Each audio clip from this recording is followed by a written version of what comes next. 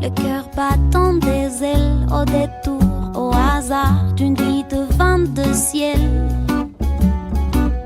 Mon cœur pour toucher terre au devant d'un regard de vie de vent contraire. De l'automne au nuage, au Paris mon mirage, et de tout vent. Bienvenidos a un nuevo capítulo de Edición de Bolsillo. Nos encontramos en BCN Radio, el estudio Milo Corbier, acá en Alsina 1835. Vamos a hacer este nuevo capítulo con Gabriela Lima Chaparro. Ella es editora de Boris Ediciones. Bienvenida, Gabriela, ¿cómo estás? Hola, ¿qué tal? ¿Cómo estás? Muy bien, ¿vos? Bien, muy bien. Bueno, te invitamos a este nuevo capítulo para que nos cuentes cómo nace Boris Ediciones. ¿Cómo nace Boris Ediciones? Bueno, nace de una inquietud que admito que es una necesidad de visibilizar otras lenguas. Y en este caso tiene que ver con la lengua de señas argentina, que es la lengua de la comunidad sorda. Y en realidad tiene que ver no puntualmente solo con visibilizar la lengua de señas argentina, sino de poner a disposición una lectura entre lenguas. Digamos, poder mostrar que la escritura, la lectura y la literatura bilingüe también puede tener que ver con otras lenguas que no son las lenguas más reconocidas, las lenguas mayoritarias, aquellas lenguas a las que estamos acostumbradas y acostumbrados. Así que a mí me pareció que era parte, digamos, de mi recorrido profesional y personal, poder poner, digamos, voz, poder poner palabra, poder poner luz en una literatura distinta, en otras formas de leer. ¿Por qué el nombre? Bueno, lo del nombre en realidad es bastante sencillo, ¿o no? En realidad mi hijo más chico se llama Boris y a mí es un nombre que me gusta mucho.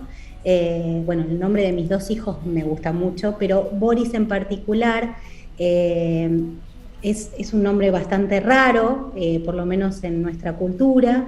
Mi hijo durante bastante tiempo, cuando era chiquito, decía que él hubiera querido llamarse Tomás, porque le parecía un nombre que era común y Boris iba a ser muy difícil para que la gente lo entendiera. Bueno, finalmente se reconcilió con su nombre, pero sobre todo porque cuando elegimos ese nombre buscamos qué quería decir, qué significaba la palabra Boris, y tenía que ver con el gran oso.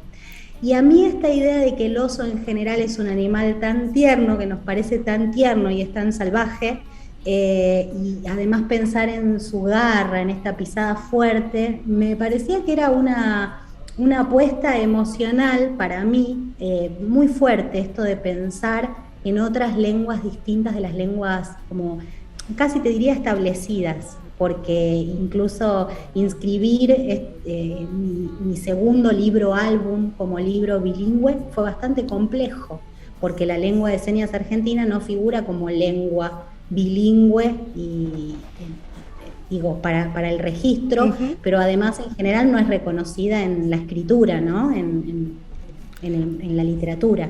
En tu página tenés que la editorial es especializada en libros plurilingües multimediales. ¿Qué significa esto? Esto significa, en realidad, cuando pienso en plurilingüe, pienso en las diferentes lenguas y en los diferentes lenguajes, en las diferentes formas de llegar y de leer. Pienso no solo en textos multimodales, en este caso en un libro álbum, pienso también en esta posibilidad que nos da la tecnología de recurrir a un QR que te permita leer el cuento en otra lengua y que esa otra lengua no esté por debajo de la lengua principal, digamos que no haya una lengua principal, sino que en el caso, por ejemplo, del libro álbum, así como las ilustraciones y el texto escrito en español se complementan y van dialogando entre sí, que la lengua de señas apareciera como un tercer elemento que también conversa, no que se somete somete, digamos, a las reglas que le propone el español, sino que cualquier niño, cualquier niña, cualquier lector o lectora pueda leer un libro desde las imágenes, desde la escritura en español y desde la textualidad diferida de la lengua de señas, es decir, desde otra textualidad. Y multimediales, bueno, por esto mismo que te digo, ¿no? Con esta posibilidad, de momento no tenemos otra forma de llevar la lengua de señas a un papel que no sea de momento a través de un código QR, o algo parecido a esto. Digo, hay otras formas, pero el QR hoy nos acerca muchísimo a esta posibilidad. Y bueno, la idea de lo plurilingüe es esto, que lo plurilingüe tenga que ver con lenguas que conversan, ¿no? Plurilingüe, que haya incluso que se piense, esta es una edición bilingüe, yo le llamo edición bilingüe, en el caso de mi último libro y de mi primer libro álbum en lengua de señas argentina, ilustraciones y español, pero que bueno, se pueda pensar más adelante en otras formas de leer, incluso en la posibilidad de que personas ciegas, por ejemplo, puedan acceder también a la literatura. ¿Y cómo pensás el proceso de edición, ¿no? Desde esto tan importante que es la lengua de señas y tan distinto también para editar? ¿Cómo fue tu proceso? ¿Cómo comenzaste? ¿Cómo lo llevaste a cabo? ¿Encontraste dificultades?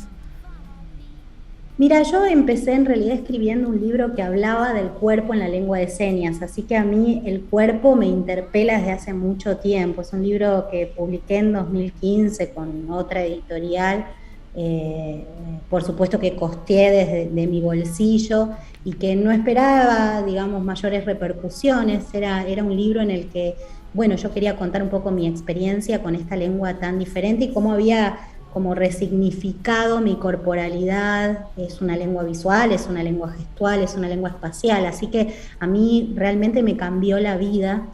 Y por otra parte, me acercó a la posibilidad de aprender, de estudiar en profundidad, yo soy intérprete de lengua de señas argentina-español, una lengua distinta, de esas lenguas que no se ofrecen tan abiertamente o que por lo menos no te garantizan ningún beneficio extra, ¿no? Como otras lenguas, de acceder a nada, digamos, que no te ofrece ni un prestigio, ni un lugar particular, simplemente una lengua que hablan otras personas con las que nos vinculamos cotidianamente.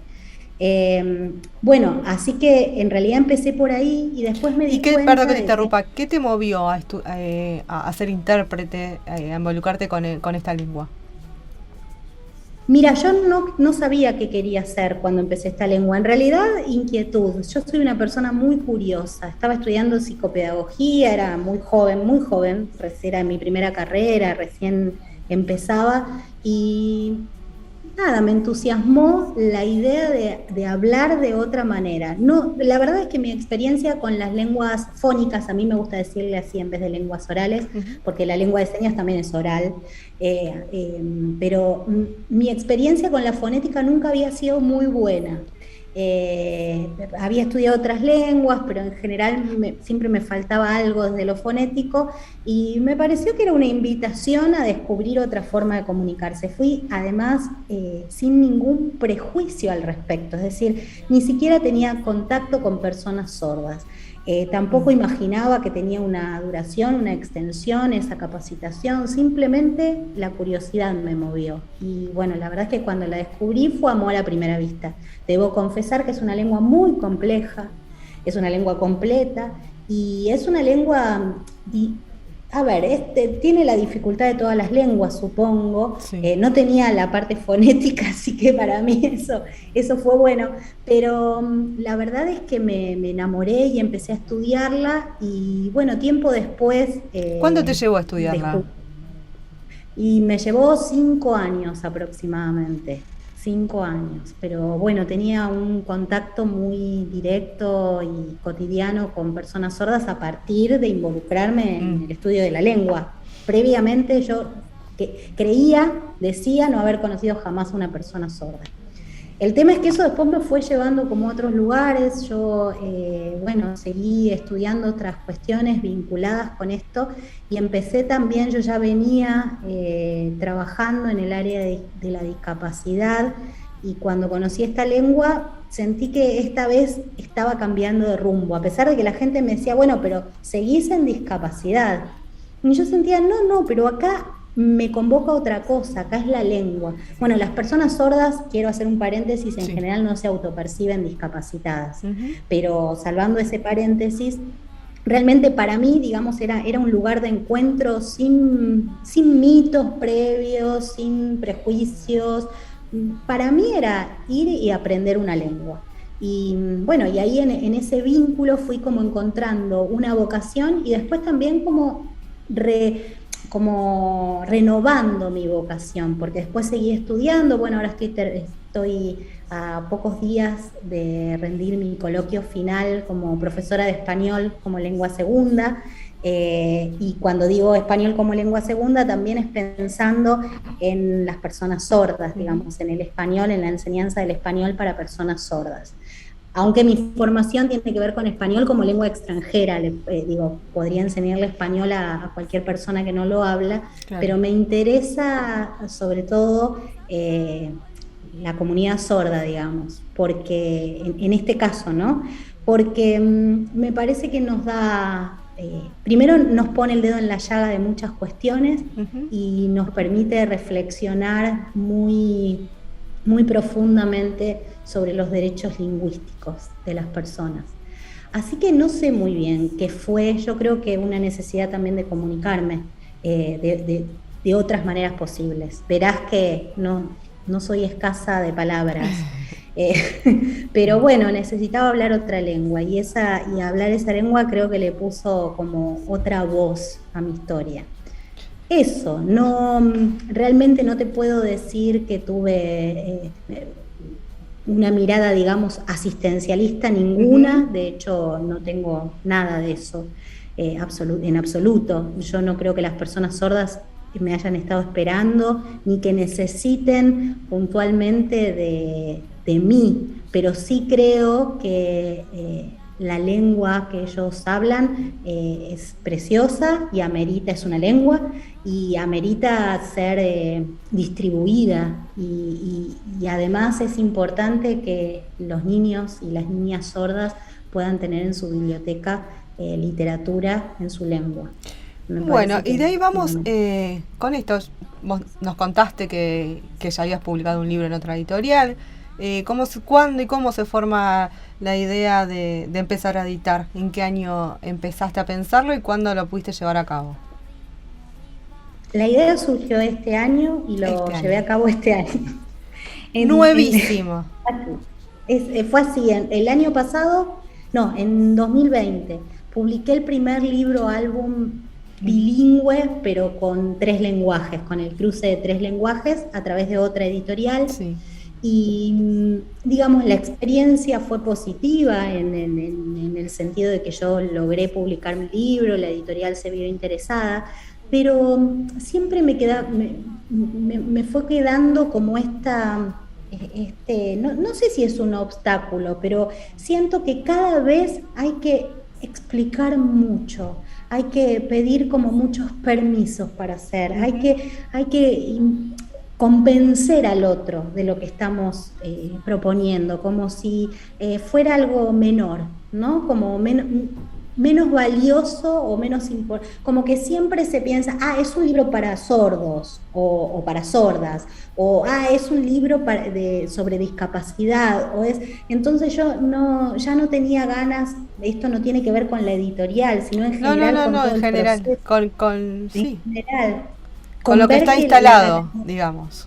Totalmente, como ver que la catalogación del libro, en la catalogación decía lenguaje y no lengua de señas, que el libro no fuera bilingüe. Y yo decía, pero ¿dónde está la imposibilidad? ¿Está acá? ¿Está en el registro del libro? ¿Dónde se produce esta traba? Y creo que la traba aparece en muchos espacios, Sí. aparece en lo individual, aparece en la grupalidad, aparece en las instituciones, y yo como prefiero dejar de justificar y empezar a contar más radialmente qué es esto de lo bilingüe, incluyendo la lengua de señas, qué es lo plurilingüe, qué son los derechos lingüísticos, cuál es la importancia de la lengua de señas, desde mi rol de oyente, en tercera persona, pero en primera también. Hablo más de mí que de las personas sordas, quiero aclarar, porque las personas sordas pueden hablar perfectamente de sí mismas, pero creo que yo tenía, no sé si el deber, esa palabra mucho no me gusta, pero la responsabilidad ética, después de todo este recorrido, de decir, si yo puedo hacerlo y el deseo nace, está acá, está instalado en mí, ¿por qué no hacerlo? Yo tengo herramientas para hacerlo. Prefiero poder difundir y divulgar de esta manera y no tener que ir explicando uno a uno por qué quiere decir. Mira, es lengua, es importante que diga lengua. Bueno, sí, está bien, le ponemos lenguaje, o no importa, ¿te parece si, bueno, no expliqué, o querés explicar, querés que hablemos un poco de inclusión? Siempre es como todas las palabras, todos los conceptos que vienen propuestos socialmente, son conceptos que no me invitan. Es decir, no me invita la palabra inclusión porque me parece que lo valioso de la inclusión es la participación, no meter a nadie en ningún lugar a la fuerza, y me parece que lo fuerte de la inclusión es la exclusión. Siempre me gusta mirar como el otro lado, ¿no? La otra cara.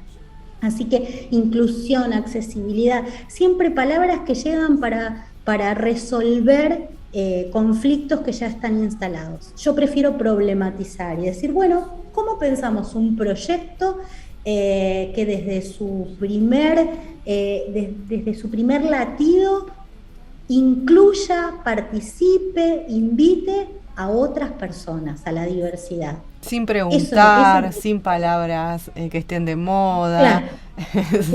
sin todo exacto, eso. Que sea y eso, listo. Eso, totalmente. Bueno, totalmente. Entonces empezaste este año, y Sí. ¿con qué libro? ¿Y hace cuánto que lo venías trabajando? ¿Ya lo tenías pensado? ¿Cómo te animaste ese pasito tan importante? Y lo que pasa es que este último libro sobre todo se me presentó en imágenes. La verdad es que cuando hablamos otras lenguas, bueno, en el caso de la lengua de señas, la visualidad es imprescindible, digamos, es el plato fuerte de la lengua. Pero en general, bueno, cuando hablamos otras lenguas, muchas veces se nos aparecen como resoluciones en una u otra, digamos. Viste que a veces te aparece una palabra en una lengua que vos estudiaste, pero no es tu lengua uno, y sin embargo lo podés decir en inglés, pero no sabés cómo decirlo en español o cómo explicarlo. Bueno, algo así, yo creo que algo así es lo que pasa.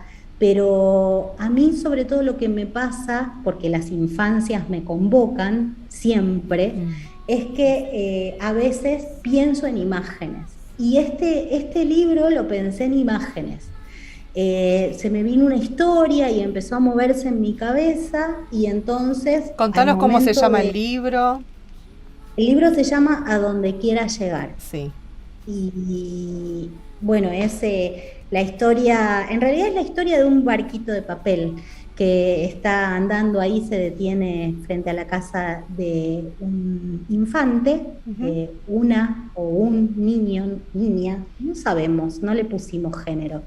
Y entonces lo ve y decide que quiere dejarlo andar y que siga su viaje, y entonces bueno, hace su propio barquito de papel, a quien también le da la libertad de andar, y se propone que uno puede llegar a donde quiera llegar si, digamos, si las condiciones acompañan y si uno tiene el deseo. No como, digamos, en ningún momento lo pensé como un libro inspiracional, ni como existista. Una historia. Como esta cosa de a dónde... Pensaste en una historia. Es una historia que me parece que con la lengua de señas, sobre todo, con unas ilustraciones preciosas que no son mías, que son de Joe DiMarco, pero que pensamos juntas, que amasamos juntas. Me parece que el libro habla de un propósito más profundo, ¿no? Como también esta apertura a que esta literatura llegara a donde quisiera llegar, que llegara a niñas y niños oyentes, a niñas y niños sordos y sordas, y a cualquier infancia y a cualquier persona. Como eso, dejar de, yo no quiero escribir ni narrar para personas sordas u oyentes, yo quiero... No querés limitar contar. tu público. Totalmente, no quiero hacerlo y no quiero condicionar ninguna de las posibilidades en favor de otra.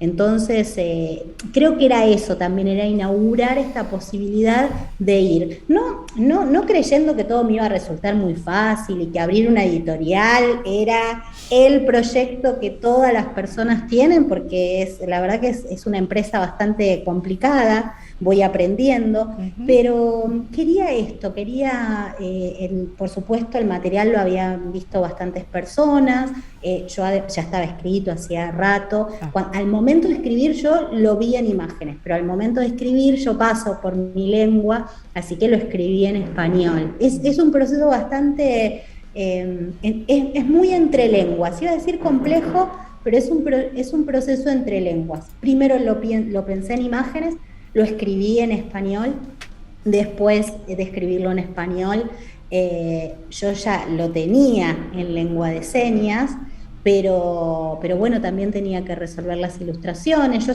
estoy estudiando dibujo, pero no soy ilustradora, así que tenía que convocar a una persona que me pareciera que podía cumplir con lo que yo había escrito, y que esa persona aceptara, así que tuvimos largas charlas, aceptó, la verdad es que aceptó inmediatamente, pero es un libro álbum, las 3 lenguas o los 3 lenguajes tenían que estar en diálogo, así que tuvimos mucho para conversar, conversamos además de cuestiones que tenían que ver también con la sensibilidad, con la emotividad, con el objeto de este libro.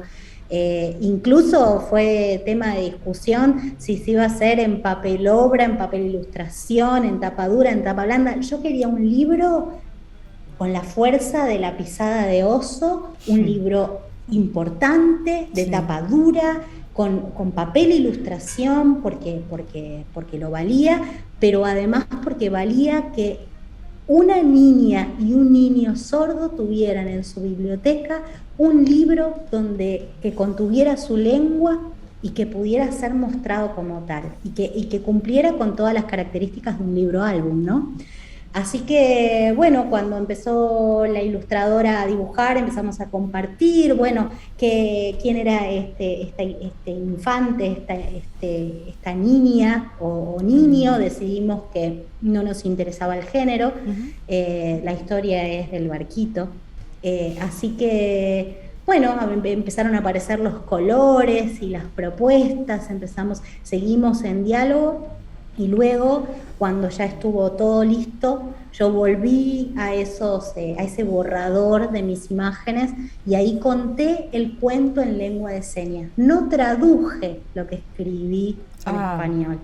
Okay. Conté, el cuento está contado en 3 lenguas, es decir, que el que quiere puede gozar de las 3 lenguas, puede leer las 3 lenguas, puede recrear el cuento, contarlo con su voz, con sus palabras, con sus señas. Y al reproducirlo tuviste que hacer lo que hablábamos al principio, ayudada por la tecnología con el código QR. Tiene código QR, entonces, esta publicación, y te lleva a YouTube. ¿Puedo mostrarlo? Sí, cómo no, describinos.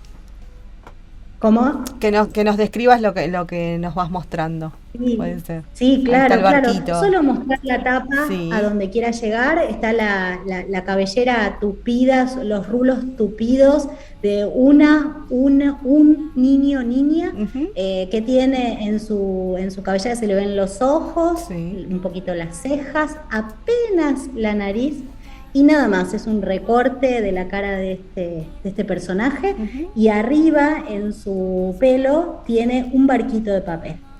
Y al final del libro, esto lo quiero mostrar porque hablamos del QR, hay un barquito, a ver, hay un barquito de papel y dentro tiene un código QR que se lee desde el celular. Solo eso. Está bien, genial. Ahí, cuando uno abre el celular, digamos, y lee este código, aparece el cuento en lengua de señas. Y bueno, lo pueden disfrutar todas las personas. Por supuesto, el código QR, sí, bueno, es algo muy necesario para poder acceder al cuento. El material fue grabado en un estudio. Mi compañero de vida es productor multimedial, fotógrafo, así que él hace toda la parte que tiene que ver con la imagen de la editorial y sobre todo con mi imagen ya hace muchos años. Tengo algunos proyectos que si querés después te puedo resumir, que tienen que ver con el origen de la editorial también, algunos proyectos narrativos multimediales. Así que bueno, así es como funciona. Es un libro, insisto, para oyentes y sordos. Muy bien. Y otros. Bueno, no está pensado para personas ciegas. Ok. Pero tenés en proyecto, digamos, eso vamos a hablar. Y te voy a preguntar qué proyectos tenés, cómo pensás en armar tu catálogo, cuál sería tu catálogo ideal, cuál ves las publicaciones que serán próximas. Ahora estoy trabajando con dos. Estoy trabajando la reedición de mi primer libro, El cuerpo en la lengua de señas, con algunas revisiones. Y estoy trabajando... ¿Qué tiene que ver más que nada con cuestiones teóricas, digamos? Sí, tienen que ver con cuestiones teóricas, pero de divulgación general, es decir, es un libro perfectamente apto para cualquier lector que quiera conocer un poco acerca de la lengua de señas, desde la perspectiva de un hablante, extranjera, digamos, de un hablante oyente que aprende la lengua de señas en su adolescencia y que trabaja en la docencia y en la formación de intérpretes desde hace muchos años. Y después estoy en un proyecto hace unos años, 2020 o 2019, a veces con los años. La pandemia produjo algo, fue muy disruptiva para todas las personas, pero a mí me produjo algo en el tiempo. Es como no puedo recordar años puntuales que estén cercanos a la pandemia. Pero creo que fue 2019, gané una beca creación e hice una serie narrativa bilingüe de 25 capítulos basada en El Principito, en la obra El Principito, y es de acceso libre y gratuito, está en la web. Son 25 capítulos de entre 3 y 7 minutos cada uno, donde El Principito está narrado en lengua de señas y en español. En realidad yo ahí empecé todo este trabajo entre lenguas, ¿no? Cómo iba a escribir ese material que luego iba a narrar en lengua de señas y al que luego, cuando le pongo voz, yo trabajo con el texto original y con la versión señada, para que las dos lenguas no pierda la calidad narrativa. Mucho trabajo, entonces. Mucho trabajo. Así que ahora estamos trabajando con esa obra, digamos, con la posibilidad de llevarla a papel, porque también es una obra narrativa que contiene ilustraciones. Y bueno, muchas de algunas escuelas, personas sordas, algunas familias, muchas veces me preguntan, pero ¿y yo cómo lo tengo? Y lo tienen en la web, es de acceso libre y gratuito. Bueno, decinos cuál es la web entonces. Y ahora está en mi web personal. Si quieren, paso, si me dan 2 minutitos, mi web personal la sé, que no está en Boris Ediciones, es www.gabrielalimachaparro.com.ar. Ahí está El Principito, hay un link para ir al Principito. Y ahora estoy produciendo otra serie narrativa también de acceso libre y gratuito para la web, pero bueno, la idea del Principito es que después de todo este tiempo y de tantas consultas y demás me decían, pero yo lo quiero tener en la biblioteca, claro. Yo quiero como agarrarlo y poder ver el capítulo que elija. Y bueno, entonces estamos pensando en una versión impresa donde el plato fuerte sea la ilustración y la lengua de señas y que el español fuerte sea el oral y el texto escrito sea más breve. Bueno, estamos ahí desafiando Está bien. un poco. ¿Y dónde encuentran el libro que nos mostrabas antes? ¿Cuáles son los puntos de venta? ¿Cómo te estás armando con eso? Y el libro que les mostré ahora, bueno, estoy promocionándolo en la página de Boris Ediciones, sí. www.borisediciones.com.ar. Bueno, estoy trabajando, hay un grupo de editoras que lo están llevando de su mano a distintas ferias y escuelas y demás, así que, bueno, el libro está viajando un poquito por varios lugares. Este fin de semana me invitaron del Ministerio de Educación a participar de la Feria Internacional del Libro en Goya, Corrientes, así que voy a estar presentándolo. Lo presenté el 15 de abril acá en Buenos Aires y lo presento ahora el sábado 2 de julio en la Feria Internacional del Libro de Goya. Voy a también dar un taller para niños que tiene que ver con esto de leer de otras maneras. Y bueno, esa es la forma de acceder. De momento buenísimo. Es de manera virtual, digamos, a través de la página de la editorial. En mi página personal también está toda la información, por supuesto. En realidad esto todavía lo hago porque yo soy más vieja que Boris la editorial. Y entonces, bueno, como es recién nacida, todavía mi página personal contiene bastante información de lo que voy haciendo. Y bueno, quiero decir, si puedo agregar algo, no. Que este es el segundo libro álbum en el cruce de estas tres lenguas. Cuando publiqué el primero, investigué mucho y no vi nada similar. No vi absolutamente en nuestro país nada. Y en el exterior, a donde yo pude llegar, no había nada que fuera impreso y que incluyera la lengua de señas y que estuviera pensado desde la perspectiva del libro álbum. Así que bueno, y en este libro la catalogación dice libro álbum bilingüe, español, lengua de señas argentina. Bueno, muy bien por eso también, para que se abra un poco catalogación, además de las mentes en la sociedad. Totalmente. Bueno, Totalmente. Ahora vamos a una sección que se llama Sundoku, que nada tiene que ver con la edición, sino con cómo sos vos, Gabriela, como lectora. Así que son un par de preguntitas nada más. Bueno, ¿sabes lo que significa Sundoku? No. Es un término japonés que se refiere al hábito de comprar más libros de los que se pueden leer. Así que bueno, la primera pregunta es esa, si compras más libros de los que podés leer. Sí, pero como tengo un TOC, los termino leyendo. Lo que pasa es que voy con delay. Los leo. Igual aprendí que si un libro no me gusta, lo puedo cerrar y no desechar, pero guardar porque te permitís eso también, no necesariamente lo tenés que no, terminar. Para nada. Y tengo una compulsión, no puedo ir a una librería y salir con mis manos vacías. Ok, bueno. ¿Cuál era tu libro favorito en la niñez y cuál en tu adolescencia? ¿Alguno que recuerdes? Y es un tema, porque cuando me hacen esta pregunta yo nombro El Principito. A ver, no es mi obra, la obra pero fue una obra que por el momento en el que llegó a mis manos, en una familia donde la lectura no era algo acostumbrado, yo necesitaba leer y leía cosas, a veces, no sé, cosas que llegaban a mis manos y que por supuesto no eran libros necesariamente. Tenía una compulsión por leer y escribir, escribía mucho y leía mucho desde muy chiquita.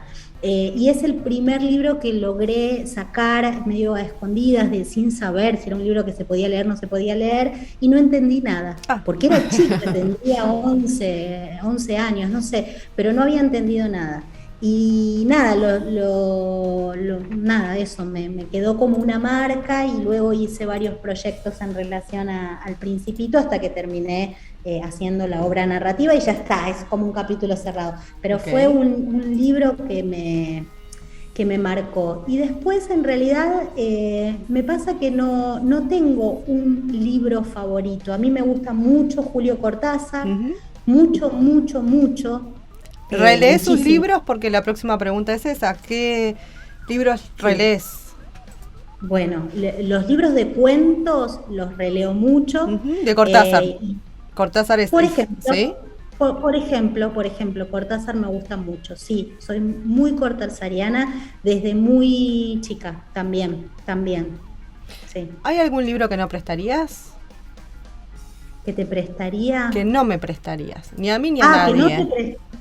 Ay, sí, pero no quisiera nombrar, porque no me gusta descalificar otras lecturas. Sí, hay libros que no prestas. Listo. Y hay autores que no volvería a leer. Bueno. También. ¿Qué estás leyendo ahora?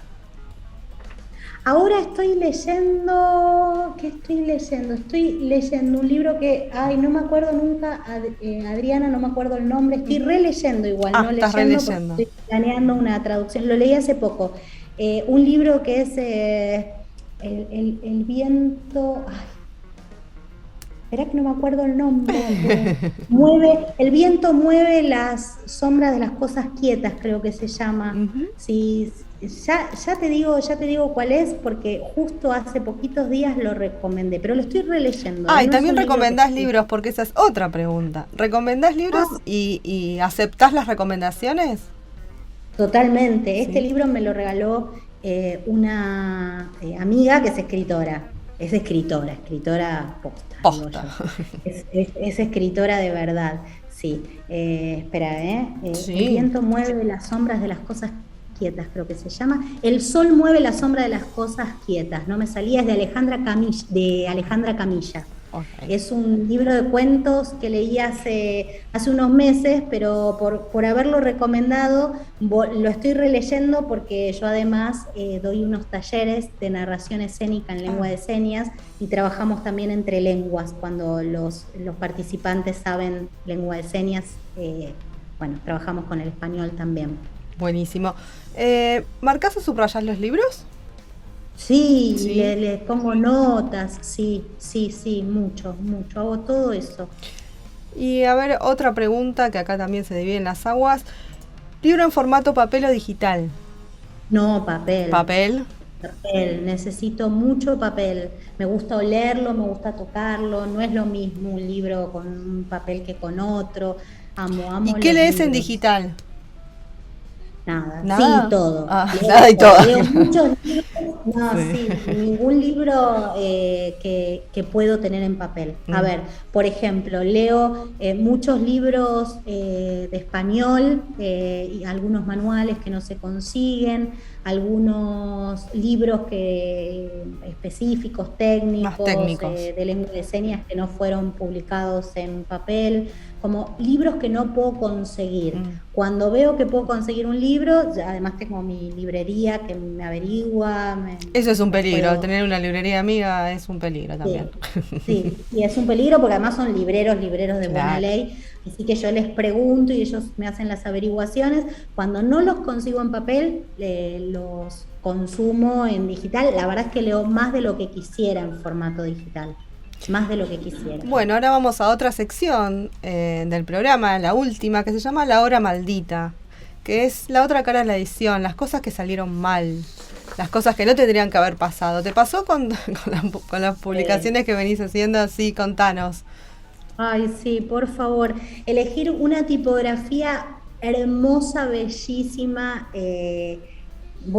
delicada, como la tipografía, y que después al momento de imprimir advertir que los acentos no quedan tan claros y entre la coma y el punto hay, ya era tarde. Es que además vimos los beneficios de la tipografía, la persona que hace el maquetado, la persona, y todo hermoso, la ilustradora, todas las personas conformes, y verlo después impreso y decir, esta no era la tipografía. O, por ejemplo, que no pudiera usar determinados signos de puntuación, Claro. y buscar reemplazos y que no me conformara tanto, ¿viste? Las comillas, eso. ¿Hay algún género que no editarías nunca? Igual estás empezando, pero ¿hay algo que...? Estoy empezando. Sí, bueno, desde que inauguré hace muy poquito la editorial me llegaron varias propuestas, y sí, hay cosas.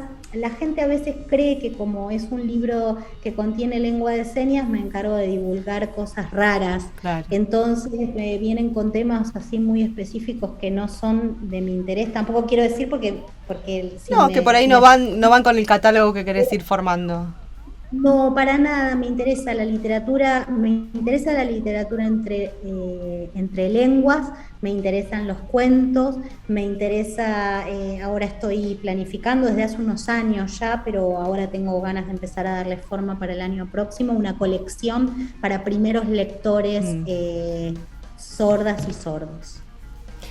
Bueno, voy a hacer, siempre hago estas 2 últimas preguntas. A vos todavía no te voy a hacer la más, vamos a ver si a fin de año podemos tener otra entrevista cuando tengas otros, porque es que es lo mejor y lo peor de ser editor, pero todavía estamos viendo, vamos a ver. Necesito un poquito más de sí, no sé, de cosas. No sé. Yo soy muy ¿Qué expeditiva. pensás? ¿Sí? Sí, no sé, yo soy muy expeditiva, eso no quiere decir que no sea miedosa, pero no me paraliza el miedo, soy muy expeditiva. Y ya te digo, no me gusta, no me gustan las cosas que no le quiero hacer un bien a nadie. Uh-huh. Yo quiero hacer las cosas bien, pero no le quiero hacer un bien a nadie. Entonces eso me parece que es un punto a favor, porque a veces, viste, en pos de la buena intención, sí, aparecen cosas que... ¿Y cuándo sentís que un libro está terminado? Vos tenés muchos procesos distintos. Sí, nunca. Nunca.